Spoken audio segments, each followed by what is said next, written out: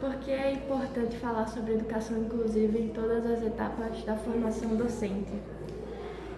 Isso é importante porque em todas as modalidades de ensino nós temos estudantes público-alvo da educação especial, que são os nossos alunos com deficiência, com TEA e com outras habilidades de superdotação. A Lei de Diretrizes e Bases da Educação Nacional, 96, a nossa LDB, ela garante a esses estudantes o acesso à sala de aula comum regular. Então, em todas as etapas a gente vai ter esses estudantes. Então, para atendê-los, para realmente incluí-los, a gente precisa falar sobre educação inclusiva em todas as etapas. Lembrando que a educação inclusiva não está ligada só aos alunos de educação especial, mas a todos os alunos. Se eu entendo que todos têm direito à educação, eu vou promover a educação que de fato alcance a todos. Então isso envolve metodologias de aprendizagem diferenciada, isso envolve maneira de fazer avaliação diferenciada também. Então vai envolver todos esses contextos. Então construir uma escola verdadeiramente aberta é fazer toda a comunidade escolar, professores, gestores, equipe pedagógica, famílias, alunos, entenderem que todos têm direito à educação, mas que cada um tem histórias de vida diferentes, são diferentes e aprendem de forma diferente. O capacitismo, ele é uma forma de preconceito, tá? Que acontece contra a pessoa que tem algum tipo de deficiência ou algum tipo de transtorno do neurodesenvolvimento. Ele se manifesta às vezes de uma maneira muito sutil. Por exemplo, nos levando a acreditar que a pessoa que tem algum tipo de limitação, ela não é capaz de desenvolver algumas habilidades, ela não é capaz de aprender algumas coisas. Então isso se manifesta de forma grosseira, quando, por exemplo, alunos, professores, comunidade escolar usam termos pejorativos para tratar a pessoa com deficiência, a pessoa autista, apelidos, formas grosseiras de lidar, de falar, de se expressar. E o capacitismo também se manifesta quando eu ajo com aquela pessoa com pena dela. Ah, bichinho, ele não vai aprender. Nossa, como você conseguiu fazer isso? Nunca pensei que você fosse fazer isso. Então a gente limita a pessoa à sua deficiência ou ao seu transtorno. Isso é o capacitismo. E ele se manifesta na escola dessas maneiras que eu acabei de citar. Quando eu não acredito, por exemplo, como professor, eu acredito que um aluno não vai conseguir fazer aquilo porque ele tem deficiência. Ou eu acredito que eu devo dar uma média a ele para ele passar, não posso reprovar ele porque o bichinho tem deficiência, não sabe de nada, não vai aprender nada, jogaram ele aqui e pronto. E eu não desenvolvo estratégias, não desenvolvo planejamento para poder atender a necessidade dele. Isso é capacitismo. Para que o professor consiga planejar diante de tanta demanda, ele prefere optar por aquilo que faça com que ele consiga dar andamento à aula, ao invés de parar para planejar práticas inclusivas, planejamento individualizado para esses alunos.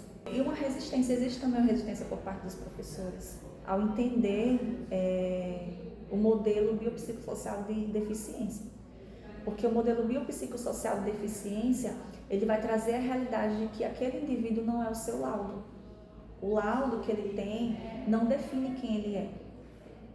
Então esse modelo traz uma visão diferenciada, que todo ser humano aprende, independente das suas limitações, e precisa ser respeitado e valorizado naquilo. Então existe uma resistência dos professores por não compreender essa visão, de enxergarem esse aluno como realmente parte da escola, como aquele indivíduo que vai desenvolver, que vai aprender de maneiras diferentes e em ritmos diferentes. Eu acredito que preparar uma formação continuada e uma formação em serviço dentro dos espaços escolares, dentro das instituições. Por exemplo, a gente realiza aqui na escola alguns encontros periódicos para fazer essas formações. Então a gente aborda temas como autismo, como plano educacional individualizado, a gente aborda temas como os tipos de deficiência, metodologias de ensino. Nessas formações, através dos debates, através dos círculos de diálogos, que a gente consegue trazer as experiências, que a gente consegue dar a voz a todos, que a gente consegue falar das nossas inquietações, das nossas angústias, que nós conseguimos trocar experiências que foram satisfatórias e assim ajudar uns aos outros. Às vezes você realiza uma prática de inclusão com o seu aluno na sua disciplina E você podendo compartilhar aquilo com outro profissional, isso pode abrir os olhos, fazer com que outros também sejam engajados nesse processo. Então, a formação ela é primordial, porque ela nos permite ser capacitados, de fato, e uma vez que nós somos capacitados, a gente vai ter mais segurança e autonomia para promover a inclusão com os nossos alunos. Só que são tantas as demandas que essas formações, elas às vezes vão ficando de lado, elas são muito rápidas. Então, o ideal era que elas acontecessem numa periodicidade menor, para que a gente conseguisse realmente ter um planejamento que atendesse a essas questões. Só que eu volto a falar a mesma coisa. Sem condições dignas de trabalho para os professores, que são os agentes mais importantes do fazer pedagógico, do garantir inclusão na escola, a gente pode fazer inúmeras formações e isso vai ficar inviável. Os alunos de educação especial estarem inseridos dentro da escola regular é uma vitória política para a comunidade, né, que luta por esses direitos. Claro que é uma vitória política, claro que é uma vitória social, porque toda essa discussão, tudo que a gente tem na legislação, partiram de lutas dessas pessoas. Contra o capacitismo, contra as barreiras, o direito de acesso a todos os espaços, inclusive na escola regular. Então, isso é uma vitória. A gente ter os alunos de educação especial dentro da escola regular é uma vitória. Porém, por que é grande a discussão acerca disso? Pela falta de suporte que isso acarreta. Porque, como eu já falei, você ter os alunos de educação especial dentro da escola regular é maravilhoso, mas sem suporte técnico especializado, essa inclusão fica apenas no papel. E é isso que acontece. Então, por isso que muitos profissionais, tanto da área clínica, da área médica, têm discutido a respeito, de fato, dessa inclusão no Brasil. Por quê? Porque existem alguns casos que são mais gritantes, de alunos que apresentam mais dificuldades, que sem suporte eles não conseguem ficar no espaço escolar. Por exemplo, o aluno que tem uma demanda maior, de deficiência intelectual ou de autismo de nível de suporte 3, onde ele se sente completamente agitado, completamente desregulado, num espaço que tem muita gente, num espaço que tem muito barulho, num espaço que não está preparado para recebê-lo, aquilo ali vai desregular ele, então ele não vai ser incluído, ele vai estar ali por estar. Então, é o que a gente falou anteriormente sobre segregação. Então, tem se levantado uma discussão, mais uma vez no Brasil, acerca disso. Até que ponto é a inclusão? Até que ponto ela tem se efetivado? E até que ponto as escolas especializadas para pessoa com deficiência, para pessoa com transtorno de nível assim de suporte mais elevado, se faz necessárias? Né? Em alguns países, esses estudantes, eles têm atendimentos alternados, eles passam alguns dias na escola regular durante a semana, alguns dias em escola especializada. Seria maravilhoso que todas as escolas regulares, tanto pública quanto privada, tivessem todo o suporte para atendê-los. Isso inclui algumas salas preparadas, alguns espaços preparados, profissionais também que atuem na área clínica com esses alunos, porque a área da escola ela é pedagógica, então ela tem a ver com a aprendizagem. Só que muitos desses estudantes demandam cuidados clínicos também nesses ambientes, por isso que a discussão tem se levantado, até que ponto é inclusão ou não. A gente precisa superar um erro de segregação, porque avançamos muito de fato, mas ainda estamos vivendo a segregação no ambiente escolar, que muitas vezes é confundido com inclusão. Ou seja, você insere o aluno com deficiência dentro da escola, você insere o aluno autista dentro da escola e a sociedade acha que aquilo ali é inclusão.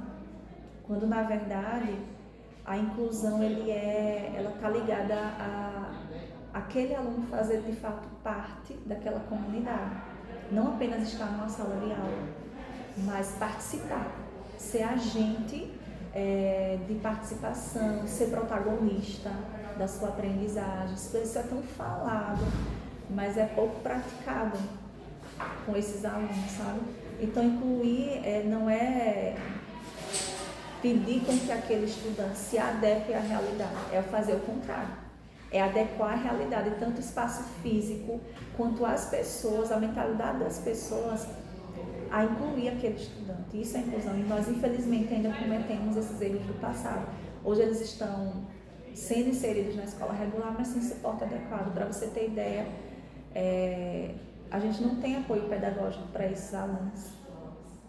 Tá? A gente tem um protocolo estadual de educação especial, mas nós podemos contar apenas com profissionais de apoio quando esse estudante tem limitação de higiene, de locomoção e de alimentação, ou seja, nenhum suporte pedagógico, porque o sistema educacional entende que é responsabilidade do professor, porém esse professor, diante da realidade da demanda, não consegue dar conta.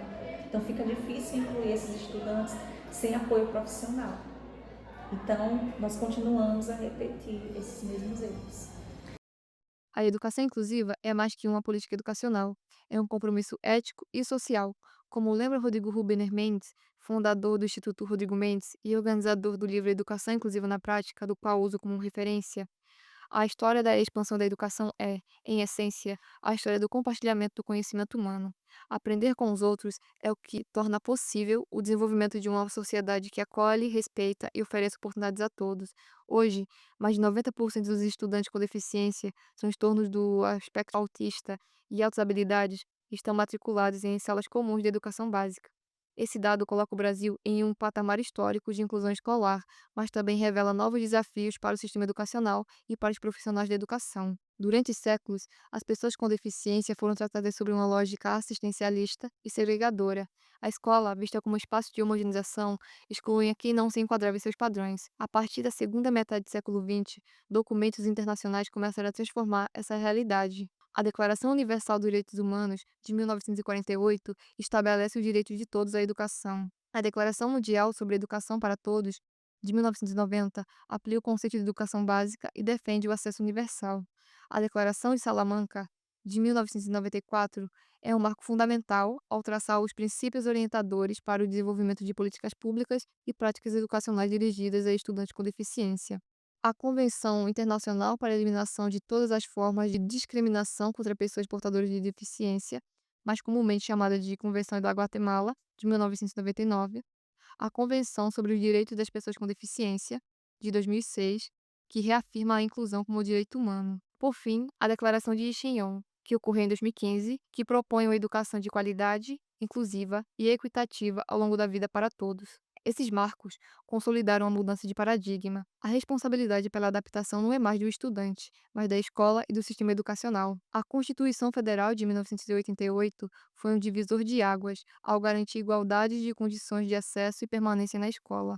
Depois dela, vieram políticas públicas que reforçaram o compromisso com a inclusão, como a Lei de Diretrizes e Bases da Educação Nacional de 1996, que define a educação especial como modalidade da educação básica. Também temos a Política Nacional de Educação Especial na Perspectiva da Educação Inclusiva de 2008, que estabelece que o ensino comum é o espaço legítimo de todos os estudantes. Esses avanços traduzem uma visão mais ampla da cidadania. A escola deve ser o reflexo da sociedade plural, onde cada pessoa tem o direito de aprender e de conviver. A inclusão escolar só se concretiza na prática pedagógica. Os professores ocupam o centro desse processo, pois são eles que transformam leis e princípios em experiências reais de aprendizagem. Como destaca os estudos do Instituto Rodrigo Mendes, ensinar em um contexto inclusivo requer mais do que técnicas, exige uma nova postura ética e profissional. O professor deixa de ser apenas transmissor de conteúdo e se torna mediador de singularidades, alguém que reconhece que todo o aluno é único e aprende de formas diversas. Entretanto, o desafio é grande. Segundo a OCDE, cerca de 60% dos professores brasileiros afirmam ter alta necessidade de formação para trabalhar com estudantes com deficiência. A formação continuada, o apoio institucional e a colaboração entre educadores são condições indispensáveis para que a inclusão aconteça de fato. Olá, eu sou Jonathan Gabriel e nessa parte eu busco entender um pouco mais sobre por que é tão difícil existir salas de aulas mais inclusivas. Em primeiro momento, buscando enxergar pelos olhos de alguém que atua atualmente, eu conversei com meu antigo professor de física, Luiz Gustavo, que faz parte do espectro autista e que, diante de todas essas dificuldades, isso não impediu ele de ir atrás do seu doutorado. Inicialmente, eu comecei perguntando a ele como foi sua passagem pelas instituições de ensino, como a universidade em que ele conseguiu sua graduação. Sua resposta foi, abre aspas, de fato, o curso de física é bem desafiador, e de certa maneira esse desafio fez estreitar laços, criando quase um vínculo familiar e fraterno com todos que conseguiam seguir o caminho para a diplomação, que é tão árduo e exige horas de dedicação aos estudos. Não estou exagerando. Minha turma iniciou com 30 alunos, e no primeiro semestre tínhamos as disciplinas de Cálculo 1, Física 1 e Álgebra Vetorial. Em geral, nós calouros viemos de escolas públicas sem saber a matemática básica, como soma de frações e fatoração. Por isso, logo na primeira semana, 15 alunos já desistiram. Na segunda semana, mais de 8. Sobreviveram apenas 6. Destes, todos reprovaram em Cálculo 1 na primeira tentativa, e apenas 2 conseguiram aprovação no semestre seguinte. Eu fui um desses. Fecha aspas. Primeiramente, vamos analisar a raiz do problema, a formação docente. É lógico que um bom profissional vem de uma boa profissionalização, e na docência não poderia ser diferente. A formação inicial é a base que o profissional vai levar até o fim da sua carreira. Nela devem estar presentes conteúdos e habilidades que devem ajudar ele a lidar com diferentes contextos e alunos. E para a grade curricular dos cursos de licenciatura, deve incluir disciplinas não só voltadas ao conhecimento na área da qual você vai aplicar sua docência, mas também deve incluir disciplinas voltadas ao ensino regular e também, indispensável, disciplinas voltadas à educação inclusiva. Um marco importante para esse processo da educação inclusiva dentro das universidades foi o Decreto número 5.626, de 2005, que tornou obrigatório o ensino de Libras em todos os cursos de licenciatura. Esse foi um passo essencial, mas insuficiente. A inclusão exige também formação prática, não apenas teórica. Segundo Francisco Imbernon, um professor bem formado deve aprender a ensinar para a mudança e na mudança, o que significa estar preparado para contextos diversos, refletindo sobre sua prática e ajustando a necessidade dos alunos. Entretanto, muitos docentes concluem o curso sem ter uma experiência dentro da sala de aula. Em um segundo momento, eu perguntei se ele acredita que as dificuldades de aprendizado causadas pela falta de preparo docente podem levar o aluno a sofrer preconceito ou exclusão social dentro e fora da escola. Sua resposta foi, abre aspas, no contexto acadêmico, penso que a pessoa deve ter noção no meio que está se inserindo. Se a pessoa não gosta de cálculo e raciocínio lógico, o que a leva a entrar num curso de física? Mas, por outro lado, realmente nas universidades temos um grande problema ao não separar os pesquisadores dos professores que de fato amam estar em sala de aula. E sim,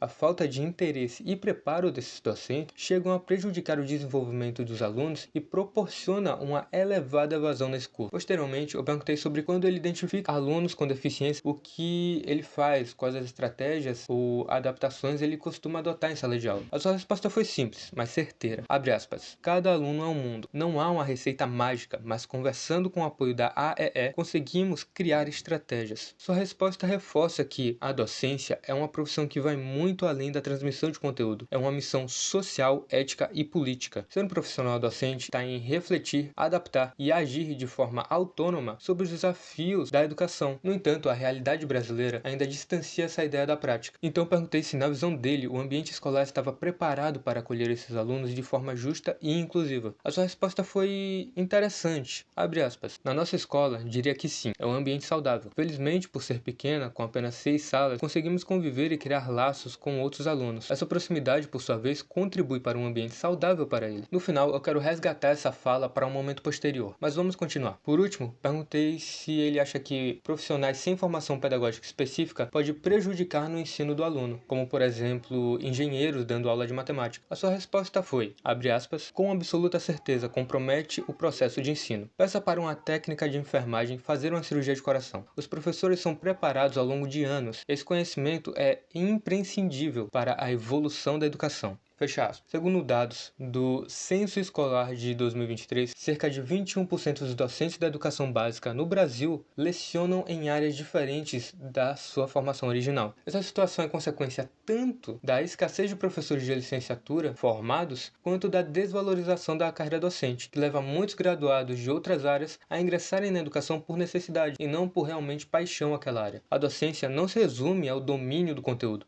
é uma profissão relacional que requer preparo ético, social e afetivo. Um outro ponto importante é que, segundo dados do INEP, cerca de 44% dos professores de educação básica trabalham em 2 ou mais escolas, o que limita o tempo de planejamento e acompanhamento individual dos alunos. Essa sobrecarga, ela contribui para o esgotamento e a reprodução de práticas tradicionais, centradas apenas na transmissão mecânica de conteúdo. Além disso, a lógica neoliberal tem transformado a educação em mercadoria. As escolas e universidades passaram a adotar modelos empresariais de gestão, com foco em produtividade, meritocracia e resultados quantitativos. Como aponta Bernon, isso leva à alienação docente, no qual o professor deixa de ser mediador da formação humana e passa a ser um funcionário de instrumentalização. Contudo, mesmo após a graduação, o desenvolvimento do professor não deve ser cessado e, portanto, a formação permanente é indispensável para ele se mantenha atualizado, reflita sobre sua prática e aprenda novas metodologias inclusivas. Ainda assim, é comum no Brasil a chamada formação personalista e isolada, em que cada docente busca melhorar sozinho, sem um apoio coletivo. Segundo Bernon, abre aspas, o poder de um professor isolado é limitado. Sem um esforço coletivo, a melhoria das escolas é impossível. Fecha aspas. Mas além disso, a organização escolar por disciplina, em vez de área de conhecimento, também fragmenta o trabalho docente e enfraquece o vínculo entre os professores e coordenação pedagógica, criando uma sensação de isolamento. Romper com esse modelo é essencial para que a inclusão seja efetiva, pois troca entre professores ajuda a compreender melhor as necessidades dos alunos e a adaptar as práticas pedagógicas. Outro grande problema está mesmo quando o professor domina a metodologia e sabe como aplicá-la. As condições de trabalho muitas vezes o impedem de fazer isso. O excesso de turmas, a falta de recursos, isso acaba afastando o professor da reflexão sobre sua prática. Essa alienação faz com que o ensino se torne um processo repetitivo, sem espaço para a empatia ou diálogo. Segundo a Organização para a Cooperação e Desenvolvimento Econômico, o Brasil tem uma das maiores cargas horárias docentes do mundo, com média de 43 horas semanais, o que impacta diretamente na qualidade do ensino e na saúde mental dos professores. Essa realidade impede que os professores conheçam a fundo cada aluno e planejem estratégias inclusivas. No final, o docente, que deveria ser um agente de transformação da sociedade, acaba sendo só um transmissor de conteúdo, e os alunos com deficiências continuam à margem do processo educativo. É por isso que discutir inclusão na formação docente é falar também sobre condições de trabalho, valorização profissional e autonomia pedagógica. A formação de professores precisa ser contínua, coletiva e crítica. Não basta incluir uma matéria de Libras em um curso de acessibilidade. É preciso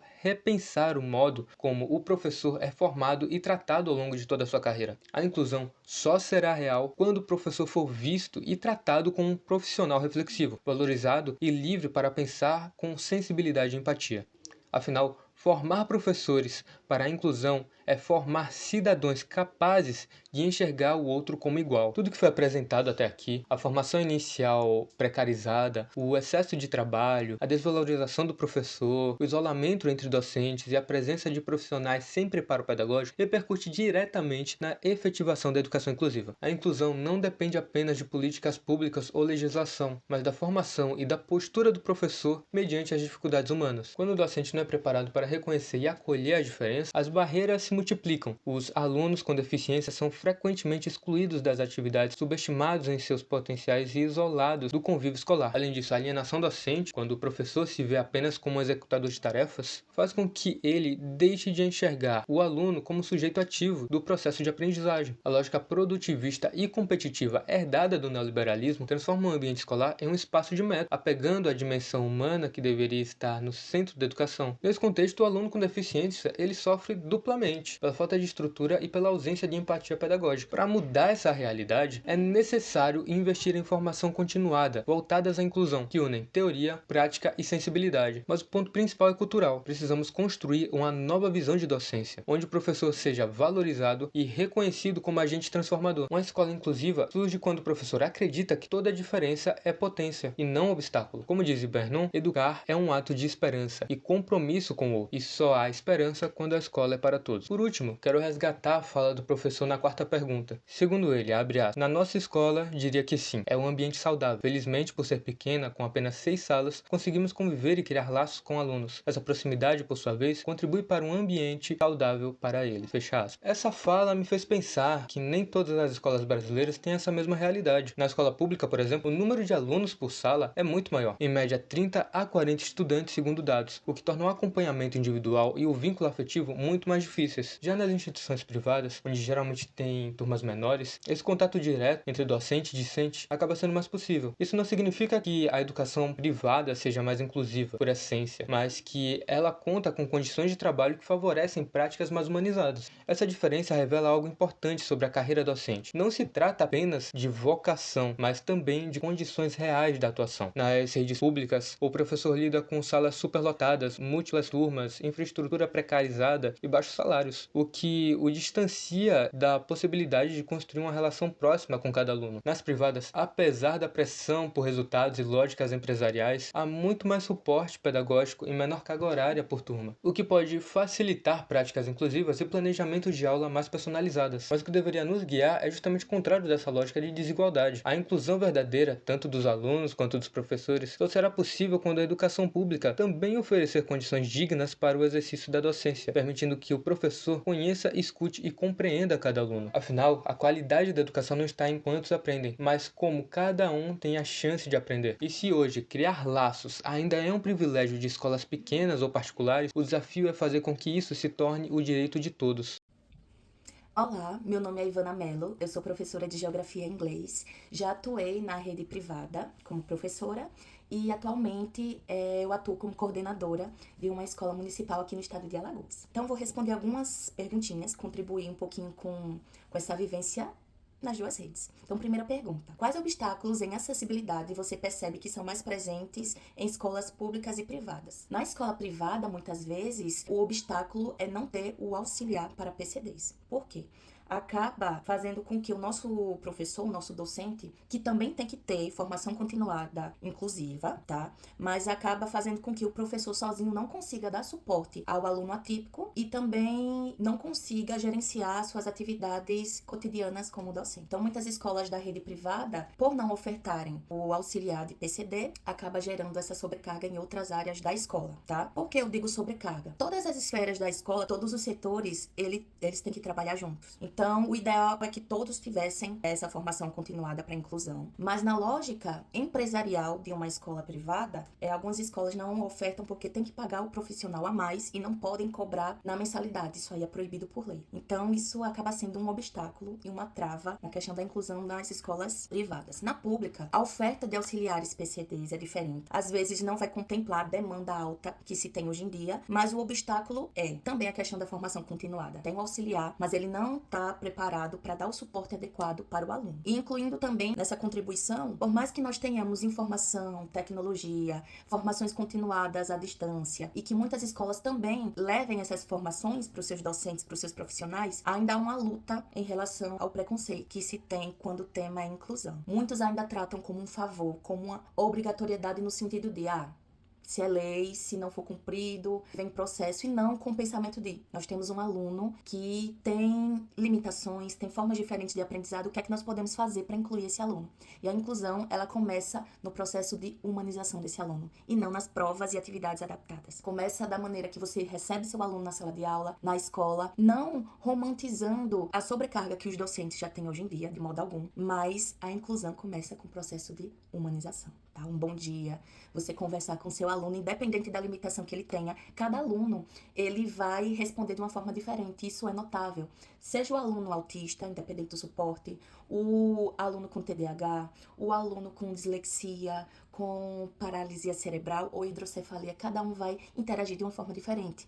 Então, cabe aos profissionais da educação, mergulharem nessa questão de inclusão com mais humanidade, para que a inclusão ela realmente seja contemplada da maneira correta. Segunda pergunta, na sua opinião, quais são as principais diferenças entre a escola pública e privada no que tange a implementação de práticas inclusivas? Na rede pública, se é observado que os pais eles têm mais conhecimento sobre os direitos dos seus filhos, então vão lá na escola cobrar, vão na Secretaria de Educação, estão sempre acompanhando as avaliações e o desenvolvimento. Na rede privada também acontece. Porém, essa dificuldade de implementação de práticas inclusivas varia muito em relação à escola, à rede privada. Ainda existe muitos obstáculos ligados à ideologia, ligados àquele pensamento de tudo hoje em dia está ligado a autismo, TDAH, aquele pensamento preconceituoso de, abre aspas, agora hoje tudo é isso. né? Terceira pergunta: durante sua formação no ensino superior, você recebeu preparo para lidar com os alunos com suas individualidades? Como influenciou sua prática profissional em ambientes públicos ou privados? A educação especial, ela tem um marco no século XIX, mas no Brasil começou a ter mais espaço na década de 70. Porém, em 2025, século XXI, ainda seguimos um grande caminho e uma luta diária pela inclusão. A inclusão, ela esbarra em muitas questões ideológicas, então acaba sendo o oposto de acesso à informação, mas sim de retenção e de exercício da ética e da moral e da humanidade mínima que o ser humano, como indivíduo social, deve ter. Na minha formação, nós tínhamos algumas matérias ligadas à educação especial, porém, nada prepara a gente para a sala de aula como ela realmente é. Então, cada turma vai ter um perfil, é muito do profissional sentir a turma, e através disso, juntamente com a gestão da escola e também com a sua individualidade como profissional, buscar maneiras de aprender, de continuar a formação para poder incluir não apenas os alunos atípicos, mas também com qualquer outro tipo de limitação econômica,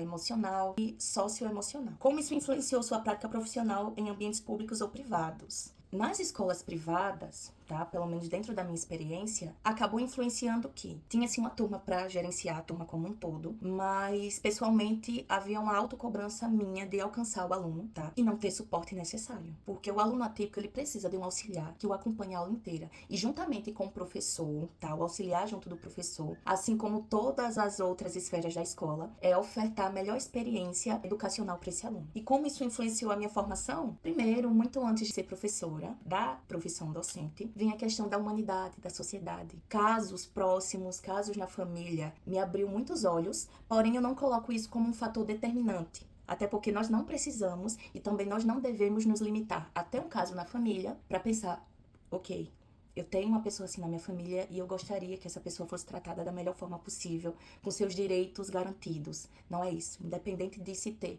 dentro da família ou não, a inclusão, ela é essencial.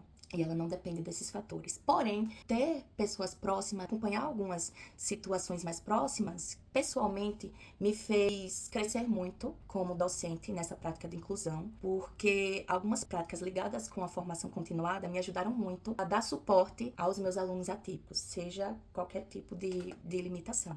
E também é um aprendizado diário. A gente nunca vai saber realmente de tudo, mas estudando, se colocando num lugar de empatia.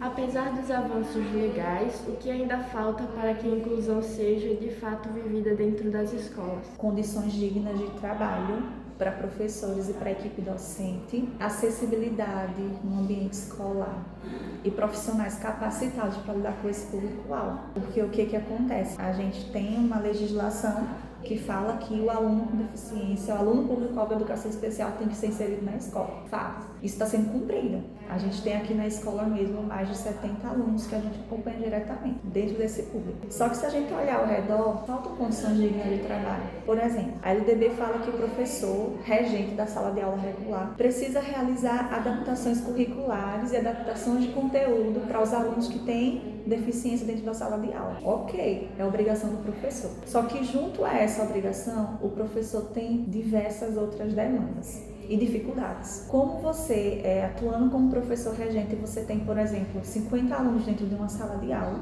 do ensino médio, onde você tem cobrança do sistema educacional o tempo inteiro, pedindo para que você realize avaliações, a cobrança para que tenha uma aprovação no Enem, e uma série de outras demandas. Como você consegue, dentro daquela sala, dar atenção a 5, 6 alunos que têm dificuldade, que têm transtorno, que têm deficiência? Você não consegue dar atenção individual. Então, está no papel, mas nós não temos condições físicas, institucionais, de acessibilidade, de recursos para promover isso de fato dentro da realidade da nossa escola. Inúmeros professores, tanto que eu tenho contato diretamente aqui na escola, como colegas de trabalho de outras instituições, relatam dificuldades muito semelhantes. E a gente tem uma fala quase que unificada. Esses professores não foram preparados para isso nas suas graduações, tanto em instituições privadas quanto nas universidades. Então, a grande maioria dos professores falam que não tiveram disciplinas voltadas para a educação especial, e quando tinham disciplinas eletivas, elas eram muito rasas, não preparavam eles para a realidade que nós vivemos nas salas de de aula. Então a dificuldade já começa daí. As graduações em licenciatura não preparam o profissional para lidar com a diversidade da educação especial dentro da sala de aula. Então quando eles recebem os alunos que têm as dificuldades, que têm a deficiência, que têm os transtornos, eles simplesmente não sabem como agir. Além do que a gente falou anteriormente, a alta demanda de outros estudantes, as salas de aula superlotadas, eles não têm competência técnica, conhecimento técnico, nem conhecimento a respeito de inclusão para poder atuar com esses alunos. E aí eles recorrem para cursos rápidos, de maneira virtual, que não atendem a todas as necessidades. Então, avaliando a situação atual, ela é muito precária em relação à formação de professores para trabalhar com a diversidade nas escolas. As difíceis condições de trabalho. E a gente pode fazer uma lista enorme. Falta de formação inicial, que contempla a necessidade. Falta de formação continuada eficaz. Salas de aula superlotadas. Baixas condições salariais, condições de trabalho. Falta de recursos físicos, materiais.